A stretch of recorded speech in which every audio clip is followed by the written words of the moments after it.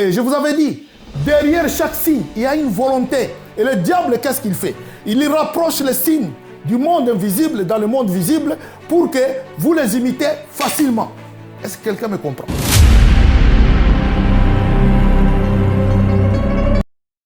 Je disais que nous voici encore réunis à ces lieux pour écouter Dieu.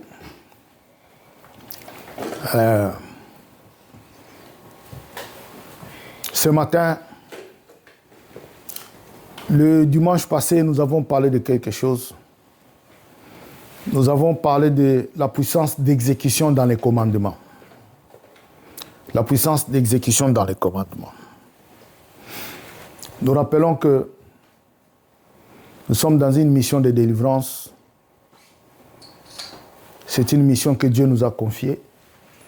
Et nous avons la grâce d'écouter la parole de Dieu à travers cette mission. C'est pourquoi je rappelle toujours que nous avons dit beaucoup de choses. Il y a certains enseignements qui sont sur YouTube. C'est pourquoi je vous demande toujours d'aller encore réécouter ce qu'on a dit ici dans certaines vidéos sur YouTube. Si vous allez, je crois, à Mission Délivrance, vous allez voir des vidéos là-bas. C'est toujours bien d'écouter ce que vous avez déjà reçu dans l'enseignement, parce que la Bible dit, le Saint-Esprit vient aussi pour rappeler. C'est-à-dire, quand vous écoutez, le Saint-Esprit va vous parler aussi. Ce n'est pas seulement le pasteur qui vous parle, le Saint-Esprit parle. Amen. Amen. Et ça va diriger bien votre vie. Dans la puissance d'exécution dans les commandements, le message clé qui est là-bas, c'est seulement que souvent, la volonté de Dieu semble difficile à exécuter. Beaucoup de gens ne pratiquent pas la volonté de Dieu parce que cela semble difficile, c'est pénible. Mais le livre de Jean 5:8 nous a montré que le commandement de Dieu qu'il nous donne n'est pas pénible. C'est vrai que l'amour de Dieu consiste à garder les commandements. Vous voyez? Mais tu vas dire, ces commandements, je vais les garder. On te dit, aime ton prochain comme toi-même. Ça semble vraiment pénible. Hein? Aimer une autre personne comme toi-même. Mais la Bible dit, ce commandement-là n'est pas pénible. Et nous avons vu dans le livre de Deutéronome 31 qui dit, le commandement que je te donne aujourd'hui, il n'est pas loin pour que tu dises, qui peut aller le chercher pour moi? C'est facile pour le mettre en pratique. Pourquoi c'est facile?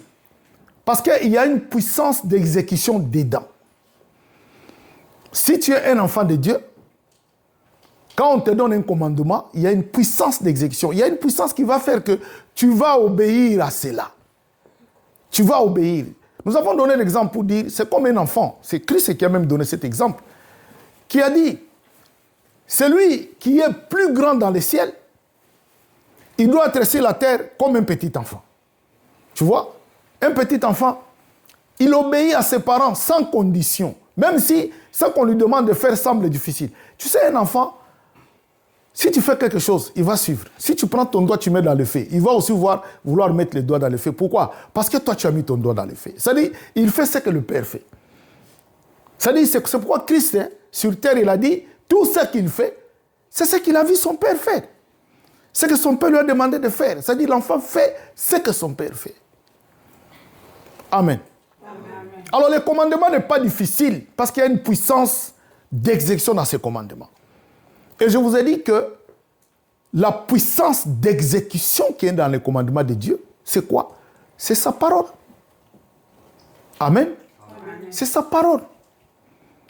Si Dieu te dit, fais ça, c'est-à-dire, dans ce qu'il te dit là, il t'a déjà donné le pouvoir de le faire.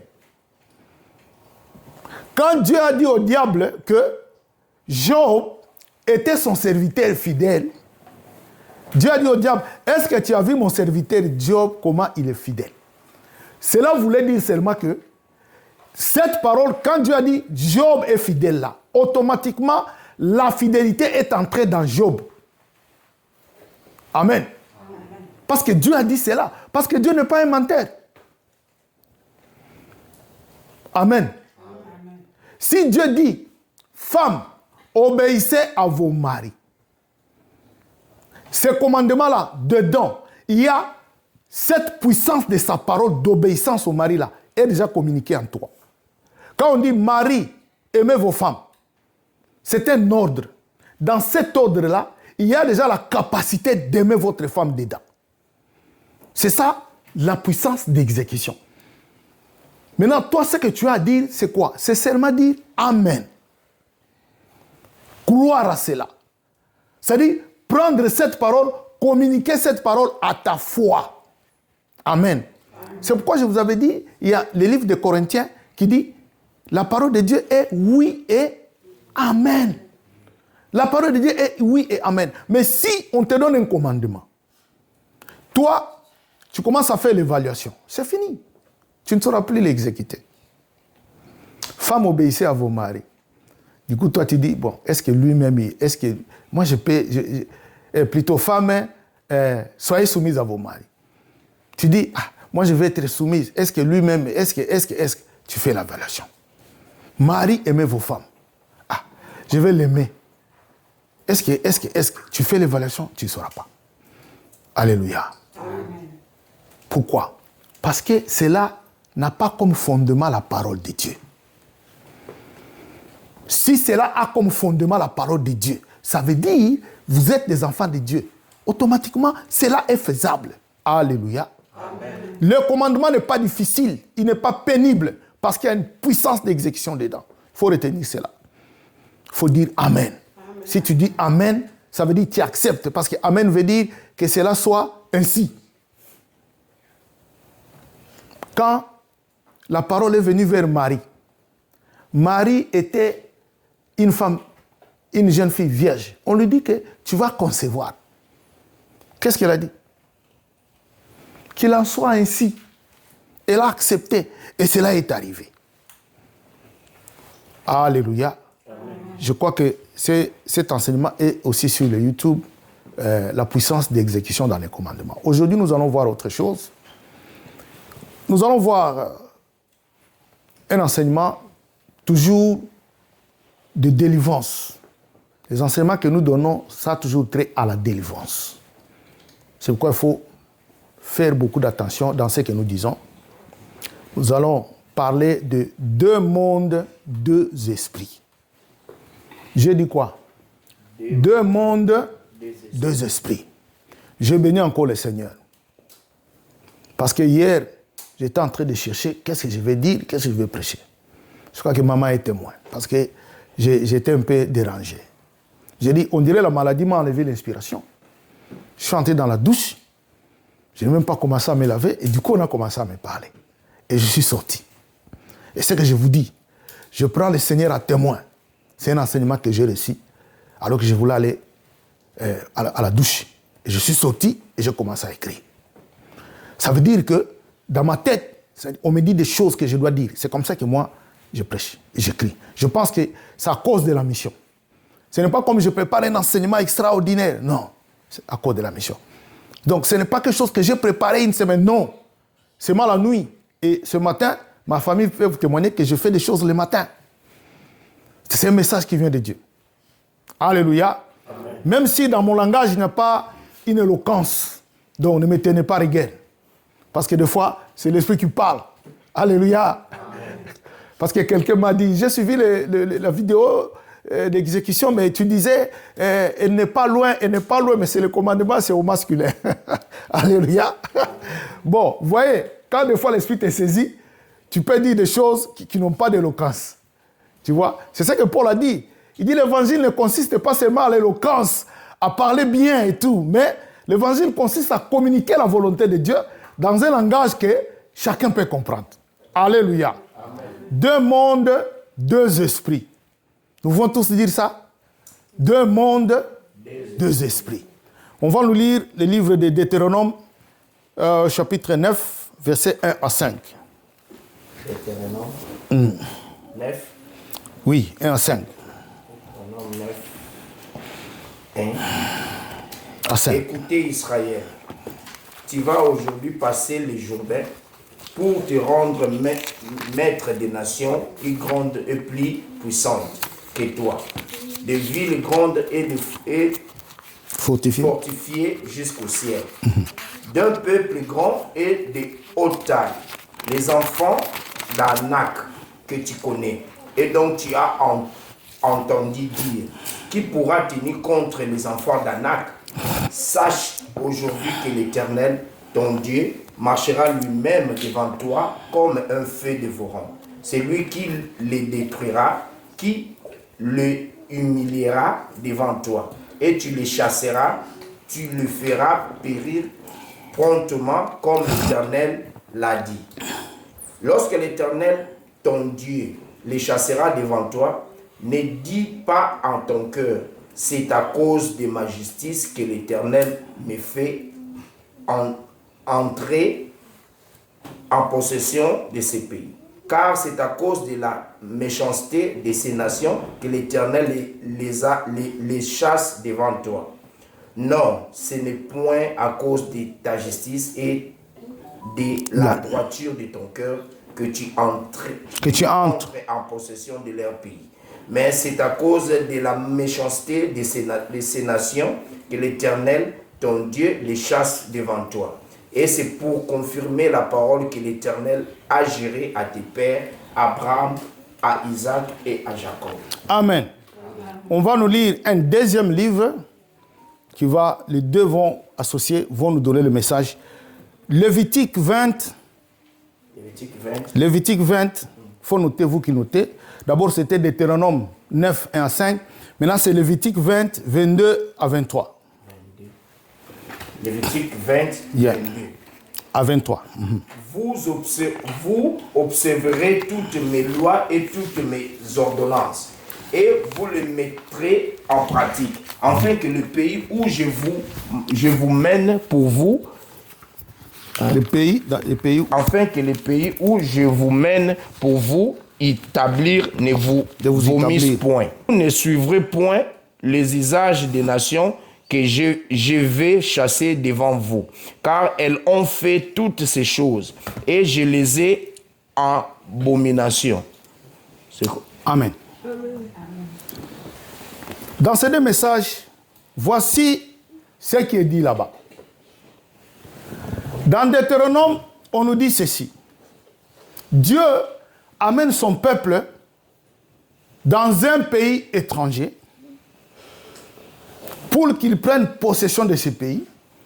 Et ce pays est fortifié. C'est une ville fortifiée où il y a des gens qui sont costauds là-bas. Mais Dieu leur dit, ce n'est pas à cause de votre justice que je vous amène là-bas, que Dieu les amène là-bas. D'abord, qu'est-ce qu'il fait? Il chasse les habitants de ce pays, qui sont des gens fortifiés. Il les chasse devant son peuple pour que son peuple s'établisse là-bas. Mais il dit, ce n'est pas à cause de votre justice. C'est à cause de quoi? De la méchanceté de ces gens-là. Je les enlève pour que vous preniez leur possession. Amen. Amen.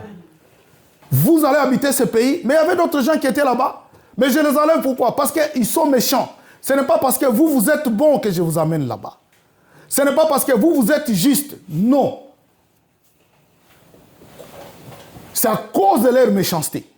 Maintenant, dans le Lévitique, on nous dit ceci. Dans le pays où on vous amène, n'allez pas suivre les habitudes des gens de ces pays. Leurs habitudes font que ils sont en abomination devant moi. C'est-à-dire, leurs habitudes font que moi, je ne les aime pas. Alors, vous, quand vous allez là-bas, ne suivez pas leurs habitudes pour que ces pays ne vous vomissent. Oui. Lévitique 20, 21. Le verset 21 dit cela. pour que ce pays-là ne vous vomisse. Vous voyez, ce pays où Dieu vous envoie, c'est un pays où il y a beaucoup de combats. Mais ces gens-là, c'est Dieu qui les a écartés. Donc ne suivez pas les habitudes. Parce que vous n'êtes pas là-bas à cause de votre justice. Alléluia. Amen. Alléluia. Amen. Nous parlons de deux mondes. Nous parlons aussi de deux esprits. Il y a le monde réel que nous vivons ici. Il y a un autre monde qui est invisible, que nous ne voyons pas. C'est-à-dire, c'est comme si on ouvre tes yeux spirituels, tu sors dehors, tu vas voir des choses terribles. Alléluia. Amen. Je me rappelle, il y a un frère, longtemps, il dit, j'ai vu une personne qui est passée, mais j'ai vu, on dirait sa tête était la tête d'une chèvre. Tu peux voir ces choses-là. C'est pourquoi je dis, si on ouvre tes yeux spirituels, tous les jours quand tu marches, tu verras des choses terribles. Dehors ici, tous les jours ici, il y a des choses qui se passent, mais que toi tu ne vois pas. Mais il y a des gens à qui Dieu a donné des yeux pour voir. C'est comme une grâce. Ils peuvent voir. Alléluia. Amen. Il y en a d'autres qui peuvent voir avec certaines puissances occultes ou des ténèbres. Mais il y en a d'autres, par la grâce de Dieu, ils voient. C'est le monde visible. Mais Dieu le rend. Et le monde invisible que Dieu rend visible. Et ce monde invisible, très souvent, quand ton corps dort, parce que l'esprit ne dort pas. L'esprit ne dort pas. C'est pourquoi quand tu vas dormir, tu commences à voir des choses. Parce que quand tu vas dormir, c'est ton esprit qui fonctionne. Ça veut dire que tu entres dans le monde invisible. Tu commences à voir des choses, mais les yeux sont fermés. Vous voyez? Alléluia. Amen. Ce monde invisible. Et ce monde invisible que les gens appellent généralement le deuxième monde. Mais quand les gens disent deuxième monde, souvent, c'est dans le sens que c'est le monde du diable. Vous voyez, quand les gens disent deuxième monde, cet homme, il est du deuxième monde. C'est pour dire le monde du diable. Mais le monde invisible, ce n'est pas seulement le diable qui est là-bas. Il y a aussi les anges de Dieu. Je vous avais dit, l'ange de l'Éternel campe autour de ceux qui craignent Dieu. Cet ange-là est là, mais tu ne le vois pas. Il est dans le monde invisible. Amen. Amen. Mais le monde, les deux esprits dont on parle ici, il y a l'esprit de Dieu et l'esprit du diable. Les deux mondes, il y a le monde où Dieu a le contrôle, et il y a le monde invisible où souvent c'est le diable qui a le contrôle. Parce que dans le monde invisible, il y a aussi les anges de Dieu là-bas. Et les anges de Dieu, c'est toujours Dieu qui a le contrôle. Vous voyez? Mais nous parlons maintenant du monde invisible avec l'esprit du diable. C'est-à-dire, là où règnent les démons, les magiciens, là où il y a ce qu'on appelle les occultistes, ils font des choses là-bas. Alléluia. C'est ce monde-là, ce deuxième monde-là. Et dans les deux mondes, c'est comme je disais, il y a toujours un esprit qui dirige. Et le diable dirige son monde invisible. Il dirige ce monde-là. Et les deux mondes, il y a aussi le langage. Et il y a la parole, il y a les signes. Il y a le langage des signes. Amen. Amen. Et le diable, très souvent, utilise les signes. Il y a des signes. Et derrière chaque signe, tu dois savoir qu'il y a une volonté. Derrière chaque signe, il y a une volonté. Toi, tu peux voir les signes, cela semble insignifiant. Vous voyez? Un jour, on était chez un ami, très longtemps. On a vu dans leur maison, tu vois les supports là où on met les rideaux, là il y a les rideaux, les supports qui est au-dessus, qui supportent les rideaux. Au-dessus là, il y avait une bouteille. Et dans cette bouteille-là, il y a une bouteille de la taille de cette bouteille ici. Et dans la bouteille, il y avait une croix. Il y a une croix là-bas, bien faite. Ah, nous sommes posé la question, comment la croix est entrée dedans? Amen. Amen. Je ne vais pas citer des noms ici. Comment la croix était entrée dedans? Mais quand tu regardes la bouteille, tu vois que non, la croix là, elle est dedans. Alors, la croix là et la bouteille là, c'est quoi? C'est un signe. C'est-à-dire, quelqu'un qui est initié, quand il entre dans cette maison, quand il voit ça, il comprend ce qu'il y a. Il comprend aussi dans cette maison, il y a ça, ça, ça. Mais nous, on ne comprenait pas. Nous, ça nous faisait seulement rire. Et puis, il y avait une photo sur le mur. Bon, tu vois, c'est comme on met les photos sur le mur. Hein. La photo, tu peux mettre la photo d'un parent, je ne sais pas. Et c'était les photos du papa. Et puis, notre ami là lui-même disait, ah, nous, quand on regarde cette photo-là, on a l'impression que papa nous surveille, même quand il n'est pas là. Alléluia. C'est-à-dire, la photo-là, tu sais, quand tu regardes une photo, tu vois que les regards, les yeux là te regardent, non? Bon, maintenant, et la photo, et ce qu'on voyait là-bas, on avait l'impression que, hein, on était surveillés. Et plus tard, quand Dieu nous a ouvert les yeux, maintenant, on a compris les choses. Plus tard, j'ai dit moi, pas les autres. Alléluia. Amen. Alors, il y a les signes. J'ai dit, derrière chaque signe, il y a une volonté. Tu peux aller en visite quelque part. Tu vois quelque chose dans cette maison que tu ne comprends pas. Amen. Amen. Quelque chose de bizarre. Un peu comme j'ai dit par rapport à la bouteille qui avait une croix dedans. Bon, tu vas regarder et puis tu vas voir que c'est rien. Il y a des gens qui ont peut-être rencontré des choses comme ça. Tu vas quelque part et puis tu vois quelque chose qui attire ton attention. Tu n'arrives pas à comprendre c'est quoi. Si tu es curieux, tu peux demander c'est quoi. Mais on ne va pas te dire. Parce que toi, tu n'es pas associé. Mais c'est quelque chose qui a un langage. Et derrière ça, il y a une volonté. Et beaucoup de gens ont rencontré des choses comme ça. Ils n'ont pas compris le langage que le signe l'a donné. Et le monde invisible, il y a des signes.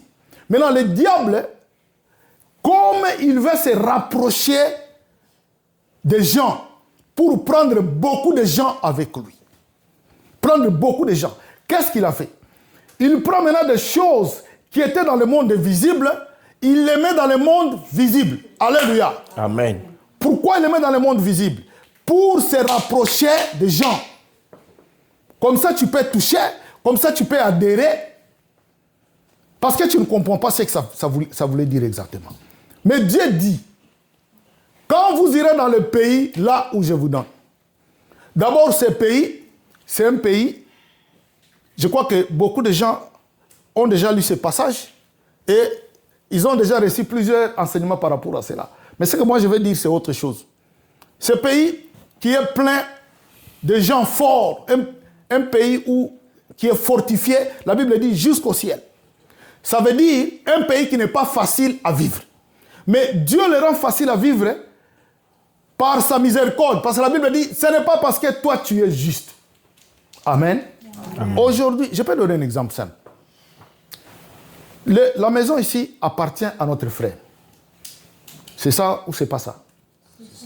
Mais peut-être il y a 20 ans, je ne sais pas combien d'années le frère a fait ici aux États-Unis, mais il y a quelques années, il y avait des gens dans cette maison. Moi, j'ai aussi une maison là-bas. Il y a quelques années, il y avait des gens dans cette maison-là. Mais au moment où nous, on était peut-être dans notre pays, les gens vivaient là-bas. Mais Dieu savait que nous serons dans cette maison-là. Alléluia. Amen. On a des gens, on a des enfants ici qui auront aussi leur foyer. Mais la maison où vous serez, Dieu connaît déjà cette maison. Chacun de vous ici, Dieu connaît déjà son adresse. Quand tu vas te marier, quand tu seras chez toi, Dieu connaît ton adresse. Maintenant, il y a une personne dans cette maison-là aujourd'hui. Et cette personne-là, tu ne sais pas si c'est un enfant de Dieu ou ce n'est pas un enfant de Dieu. Alléluia. Amen. Donc, je disais, maintenant, Dieu savait que c'est toi qui seras là-bas. Peut-être la personne va vendre sa maison par la volonté de Dieu, sort parce que lui va entrer là-bas. Alors la Bible dit, ce n'est pas parce que toi tu es juste. Peut-être à cause de le comportement de cette personne que Dieu n'apprécie pas.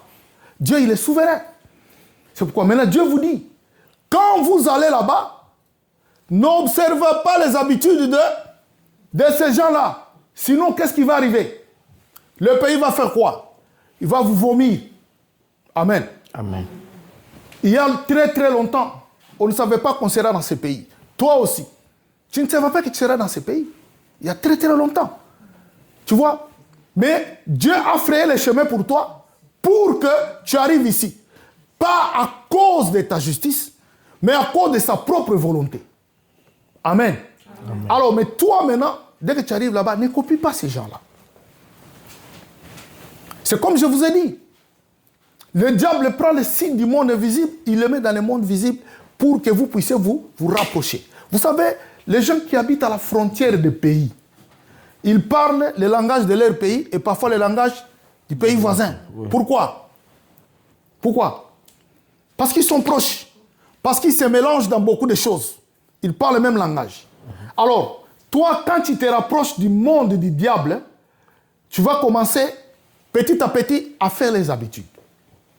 Amen. Amen. Et dans la Bible, il y a un homme, un prophète qu'on appelle Élie.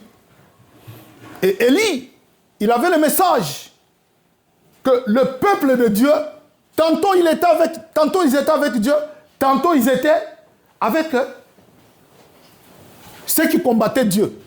C'est-à-dire, ils étaient avec Dieu, ils étaient avec un prophète qu'on appelait Baal. C'est Baal qui était une divinité païenne qui ne faisait pas la volonté de Dieu. Et le peuple qui était avec Baal ne faisait pas la volonté de Dieu. Et Élie s'est levé, il a dit, vous devez faire un choix. Parce que qu'est-ce que vous faites? Vous êtes tantôt avec Baal, tantôt avec Dieu. Vous devez choisir. Alléluia. Amen. 1 Roi chapitre 18. On peut nous lire, frère? 1 Roi, chapitre 18, verset 21. 1 Roi 18. Vous devez choisir rapidement. Vous pouvez écrire cela, c'est important. 1 Roi 18. 1 Roi 18, verset 21. On nous lit cela. 21. 1 Roi 18, 21. Alors Élie s'approcha de tout le peuple et dit, jusqu'à quand clocherez-vous de deux côtés? Si l'Éternel est Dieu, allez après lui. Si c'est Baal, allez après lui. Le peuple ne lui répondit rien. Amen. Amen. Jusqu'à quand vous clocherez, vous boitez de deux côtés. Tantôt vous êtes avec Dieu, tantôt avec Baal. Si l'Éternel est Dieu, allez avec lui. Si Baal est Dieu, allez avec lui. Pourquoi? Parce que quand vous êtes au milieu, Dieu va faire quoi? Il va vous vomir. Alléluia. Amen. Il y a beaucoup de gens, tantôt ils sont avec Dieu, tantôt ils ne sont pas avec Dieu. Et quand ils sont avec Dieu, ils pensent qu'ils deviennent des enfants de Dieu. Vous voyez, ils oublient le temps où ils sont en dehors de Dieu. Or, vous êtes les deux et Dieu va vous vomir. Alléluia. Amen. Quand Dieu m'a donné ce message, il m'a précisément orienté en ces temps. En ce moment, on est en train de fêter. On fête quoi? Halloween. Halloween. Alléluia.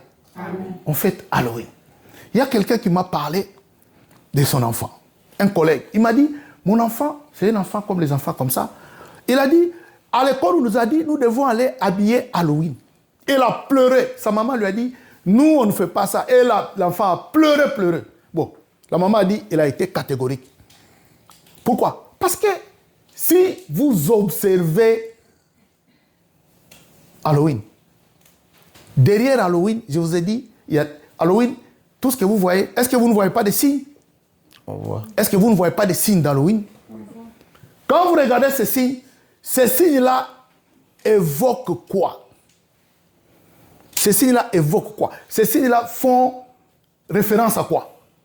À la mort, n'est-ce pas? Oui. C'est à la mort. Il y a des squelettes, il y a des trucs pour faire peur. Vous voyez que cela fait. J'ai essayé de comprendre Halloween, en fait. Quand j'ai regardé, j'ai essayé de faire... D'ailleurs, je crois que j'ai envoyé un passage au frère. J'ai fait une capture. Cela évoque. Évoquer, cela veut dire faire appel des souvenirs. C'est-à-dire faire se souvenir quelque chose. C'est ça évoquer. Cela évoque la mort. Vous trouvez des gens qui ont mis des tombeaux, des trucs comme ça.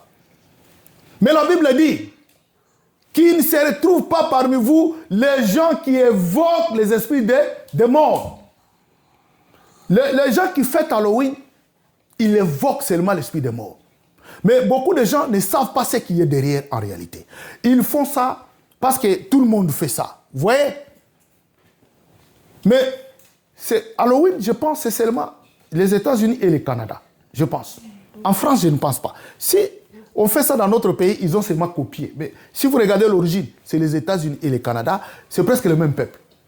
Mais Dieu vous a donné ce pays. Dieu vous a donné ce pays. Pas parce que vous êtes juste, mais parce qu'il a écarté certaines personnes devant vous. La place que nous occupons dans nos travail, en réalité, c'est une place que le propriétaire de ce pays va être. Vrai ou faux? Vrai. Si chacun restait dans son pays, il y a des gens qui allaient travailler, les propriétaires du pays allaient travailler. Mais il y a des gens qui sont venus, qui ont pris leur place. Quand je dis nous, ce n'est pas tout le monde. Quand je dis nous, ce sont les enfants de Dieu. Amen. Amen. Je parle des enfants de Dieu. Parce qu'il y a des gens qui ne sont pas des enfants de Dieu qui vont dire non, mais nous aussi, bon, c'est la grâce que Dieu nous a faite. Non. Comprenez les choses spirituellement. Ne copiez pas, n'imitez pas les habitudes de gens dans le pays que je vous donne. Alléluia. Amen. Il y a une autre habitude que j'ai remarquée. Parce que l'Esprit de Dieu vous fait remarquer des choses. Vous voyez la couronne qu'on met devant la porte. Vous connaissez ça? Il y a une couronne de fleurs qu'on met devant la porte. Il y a une fois, j'ai vu ça. La couronne de fleurs qu'on met devant la porte. Moi, je suis dans le domaine de délivrance. Dieu me fait voir des choses peut-être que vous ne voyez pas. J'ai essayé de comprendre la couronne là, c'est quoi l'origine. Les Américains disent, la couronne là, c'est un welcome. C'est-à-dire, c'est un souhait de la bienvenue. C'est-à-dire, c'est comme pour on vous accueille avec joie dans notre maison. Mais il y a une autre raison. La couronne là a comme origine une fête païenne qui est reliée à la Noël. C'est-à-dire, avant que la Noël arrive, 4 semaines avant, on faisait cette couronne, on mettait des bougies. Bon, maintenant là on met à la porte, mais avant c'était dans la maison. On met des bougies là-bas. Et les bougies là, les 4 bougies avaient des significations. C'était une fête païenne. Et avec le temps, cela s'est transformé en une habitude d'un pays. C'est-à-dire comme pour accueillir le visiteur. Mais l'origine est païenne. Vous voyez? Et je vous avais dit, derrière chaque signe, il y a une volonté. Et le diable, qu'est-ce qu'il fait? Il rapproche les signes du monde invisible dans le monde visible pour que vous les imitez facilement. Est-ce que quelqu'un me comprend? Oui. Alléluia. Amen. Mais Dieu a dit, n'imitez pas ces gens-là. Parce que la volonté qui est derrière, ce n'est pas la volonté de Dieu. C'est pourquoi Élie a dit, stoppez, arrêtez, tantôt avec Dieu, tantôt avec Baal. Si l'Éternel est Dieu, suivez l'Éternel. Alléluia. On va nous lire le livre de 1 Corinthiens, pour terminer par là. 1 Corinthiens. Non, Éphésiens 5. Éphésiens 5, verset 11 à 12. Mais c'est le verset 11 qui est important pour nous. Ok. Éphésiens combien, vous avez dit? Éphésiens 5, verset Éphésiens 11 5, 11. à 12. Éphésiens 5, 11. Yeah. Et ne prenez point part aux œuvres infructueuses des ténèbres, mais plutôt condamnez-les. Car il est honteux de dire ce qu'ils font en secret. Ne prenez point part aux œuvres infructueuses des ténèbres, car il est honteux de dire ce qu'ils font En secret. en secret. Les œuvres infructueuses, ça veut dire des œuvres qui ne produisent rien. Qui ne produisent rien. Il faut faire quoi? Il faut les condamner. Vous avez suivi la lecture? Quand les œuvres sont infructueuses des ténèbres, il faut faire quoi? Condamné. Il faut les condamner. Il faut les condamner. Parce que si vous les condamnez, alors là, vous êtes avec Dieu. C'est comme si vous étiez du temps d'Élie et vous dites, bon, nous allons marcher avec l'Éternel. Il faut les condamner. Parce qu'il est honteux de dire ce qu'ils font dans le secret. C'est-à-dire, les œuvres que vous voyez, qui semblent normaux, mais en réalité, dans le secret, il y a d'autres choses qui se font là-bas. Alléluia. Amen. Dans le secret, il y a autre chose. C'est-à-dire, la plupart des choses que vous voyez, par exemple, les couronnes, je vais te demander, tu as même ton frère, tu as un ami qui met les couronnes de fleurs là, hein? Et puis, les couronnes de fleurs là, souvent, ça invoque quoi? C'est quand quelqu'un est mort, on va déposer quoi? Des couronnes. Souvent, c'est ça, non? Souvent, on dépose. C'est ça ou c'est pas ça? Vous n'êtes jamais allé au deuil? Si le cercueil, on dépose quoi? Couronne de fleurs. On a des couronnes de fleurs. Ces couronnes-là, quand je fais les gestes, on appelle ça la couronne d'avant. Avant. A-V-E-N-T. Couronne d'avant. D-A-V-E-N-T. Allez chercher ça dans Google. Vous allez voir ce que ça veut dire. La couronne, là, qu'on met derrière la porte. Vous voyez? Maintenant, dans le pays d'où nous venons, ce couronne-là, on met sur le cercueil. Vous venez dans ce pays, ce couronne, on met devant la porte. Vous ne vous posez pas de questions, c'est quoi? Mais peut-être par habitude, parce que votre voisin a mis ça. Maintenant, pour que toi, tu aies une bonne relation avec lui, toi aussi, tu mets. Peut-être il t'a dit, hey, tu sais, la couronne ici, c'est pour accueillir les gens avec joie. Mais la personne qui peut t'accueillir avec joie, tu ne connais pas son cœur. Amen. C'est peut-être un occultiste. Maintenant, comme toi, tu sais que la couronne là, on va m'accueillir avec joie dans cette maison, et tu vas entrer comme ça, tu vois, la couronne t'a donné un mauvais enseignement. Est-ce qu'il y a quelqu'un qui me suit? Mais Ephésiens 5:11 dit, ne prenez pas part à ces œuvres, il faut faire quoi? Les condamner. Tu as vu, un voisin a placé, je ne sais pas moi, des squelettes devant sa maison. Bon, toi aussi, comme tu as pris la nationalité, bon, tu mets ça pour que ça, hein, ça donne l'air vraiment d'un citizen. Alléluia. Amen. Et puis maintenant, après, tes enfants commencent à faire des cauchemars. Les enfants commencent à faire des cauchemars. Les enfants commencent à voir des choses parce qu'ils n'ont pas encore cru. Et derrière ça, il y a un message que toi, tu ne connais pas. Mais la Bible dit, quand tu copies ces gens-là, quand tu vis, tu fais comme eux, tu copies leurs habitudes, le pays va faire quoi? Il va te vomir. Le pays va te vomir parce que Dieu, qui t'avait donné pour être béni, Dieu t'avait placé là-bas pour que tu sois béni. Dieu a écarté les gens forts, le fils d'Anak, pour que toi tu prennes leur place, que tu sois béni. Mais Dieu n'est plus avec toi. Alléluia. Amen. Maintenant, si ton enfant te dit, non, à l'école on a dit ça, ça, ça, tu commences à parler à ton enfant, tu parles à ton enfant, la femme va comprendre. Mais si tu n'as pas parlé à ton enfant, mais il va aller à l'école en pleurant, et puis on va t'appeler, on va te dire, qu'est-ce qui se passe? Et tu auras des problèmes. Et le pays va te vomir. Parce qu'on va t'appeler, on va dire, toi tu es en train de malmener l'enfant, tu vas faire la prison, et quand tu fais la prison, tu ne vas plus aller au travail, et puis on va te chasser du travail, et puis tu auras des dettes, et puis tu vas rentrer chez toi dans ton pays. Le pays t'a vomi. Alléluia. Amen. Dieu soit loué. On va se mettre debout, et puis on va prier. J'espère que quelqu'un a saisi le message. On va se mettre debout.